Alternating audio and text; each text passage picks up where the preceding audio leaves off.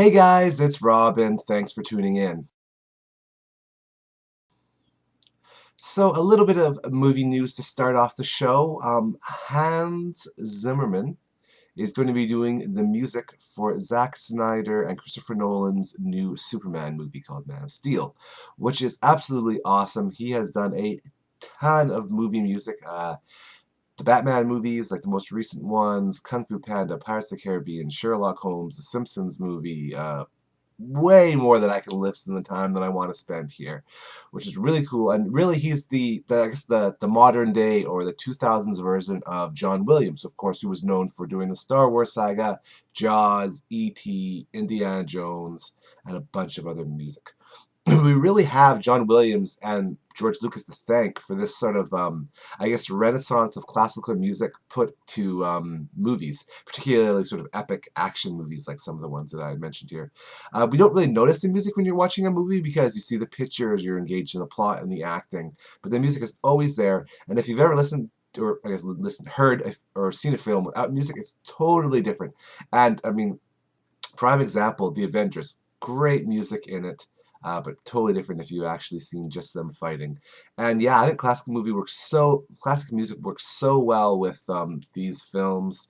It really brings something up to it. And I mean, I gotta admit, some of my favorite classical pieces are pieces from movies like Star Wars and Indiana Jones and in Avengers and those sort of things. So we really have them to thank for that. I think that's awesome, and I'm definitely looking forward to see their interpretation of the Man of Steel and how the music is for that, and for the new Batman movie, of course, too, which is coming out in, I want to say, like 24 days or something, but I could be wrong. It's something in that sort of thing. All right, moving on. We are going to get, or I, well, we as the collective, I guess, since you're watching this, are going to continue on with the series on geek women. And today's geek girl is Grace Randolph. Now, you may not know her. She's not nearly as famous as a lot of the people on here. She's mostly known for being a comic book writer. Some of her credits are she's wrote a bunch of Warcraft and Starcraft manga. She's done some Muppets comics for Pixar and some Fraggle Rock comics. I think that's under Boom. She's done a little bit of stuff in Marvel. She's done some Justice League for DC, and she has her own series called, let's check the quickly sure I say that right, Superbia, in which the female is the clear leader of this group. She is the Captain America, the Thor, the Iron Man, all put together. Everything revolves around her instead of being a support character for the male cast.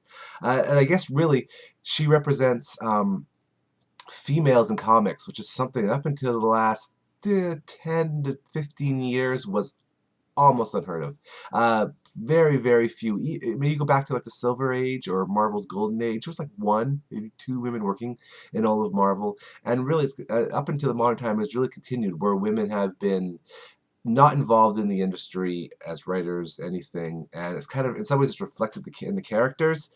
And she's all about strong female characters, and that she doesn't like it when they're painted too sexual or over sexualized, and so she really represents that women's getting into that comic book industry and saying it's more than just for guys, more than just for boys, and creating some strong female characters, which is awesome to see. As well as her comic writing, she also has a bunch of YouTube shows. She does a movie review show called Beyond the Trailer.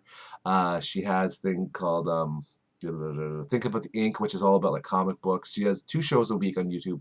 One on normally Friday-ish, where she talks about comic books, maybe does like a list of the top 10 superhero deaths or something. And then one on Tuesday, which is all about the newest comic books coming out and some good picks and some good storylines, that sort of thing. She also maybe was most well known for doing The Watcher, Marvel's a news show for a while until unfortunately she was let go from that. She also has done some acting and some theater work, so kind of an all-around thread, but mostly known for comic books and really represents that female interest, female explosion into the comic book industry that we've seen over for the last little while, which has created some great characters and some great stuff. All right, speaking of comic books, I figure I need a new question. So why not make it about comic books? And today's question is, which comic book city would you like to live in? I mean, there are so many cities out there, so many possible ones. I'm just going to throw out 4 or 5 that I think are kind of the most well-known ones.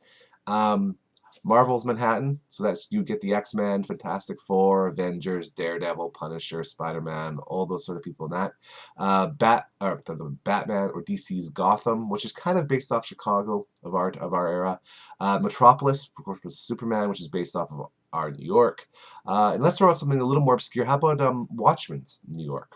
There's tons of other options too. There's Coastal City for Green Lantern. You know, you can get some of the more obscure ones, maybe V's London, if you like that, or whatever other comic book city. Maybe you want to go to Braxton, Oklahoma, and be able to see Asgard out your front door. Let us know in the comments section. Tweet us, and there will also be a poll on the blog about which comic book city you would like to live in. And until next time, so say we all.